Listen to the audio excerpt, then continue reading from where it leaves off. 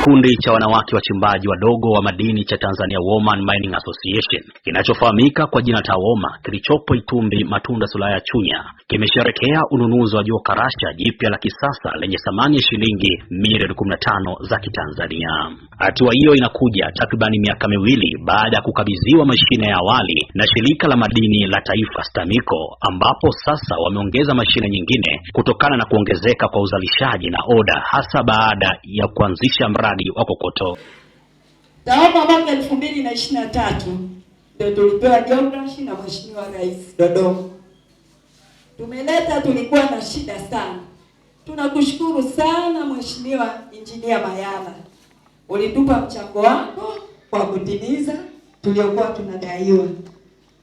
Tumefanya kazi na ile geography ikatusumbua, tulikuwa ni wageni. Lakini baada ya hapo tukajizatiti kwa kupitia mlezi wetu ni diwani wetu. Tukakaa naye akatushauri kwamba tuanzishe mradi wa kokoto. Kwa hiyo hapa sisi wana TAWOMA tuna mradi wetu wa kokoto. Tukishalainisha yale mawe zinazobaki mbala, tunalainisha kokoto.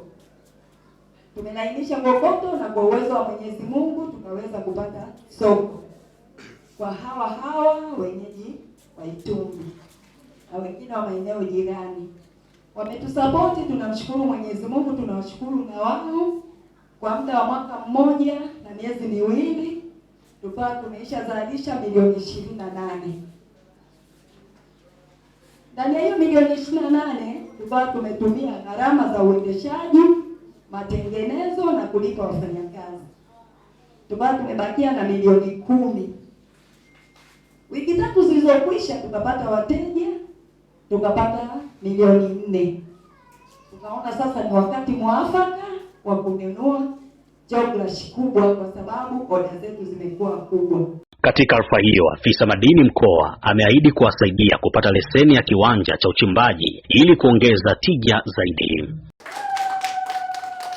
Licha ya changamoto mlizokumbana nazo, tunaonyesha kweli tunaweza. Kwa hiyo tunamshukuru mama kwa kuamini na kweli hamjamwangusha. Hongereni sana. La mwisho niwaahidi nitawapatia leseni nyingine Itumbi.